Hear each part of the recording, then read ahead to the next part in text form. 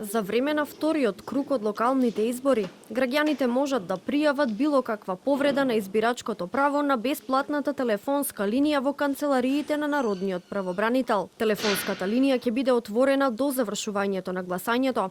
Освен телефонски, граѓаните можат да пријавуваат повреда на избирачкото право и физички во сите 7 канцеларии на Народниот правобранител. Телефонската линија 0800 543221, која е отворена за пријавување на повреда на избирачкото право, ќе функционира до 19 часот.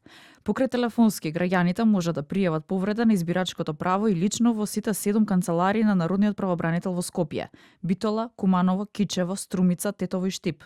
На вториот круг од 8-мите поред локални избори од независноста на Македонија, право на глас имаат 1.013.375 граѓани.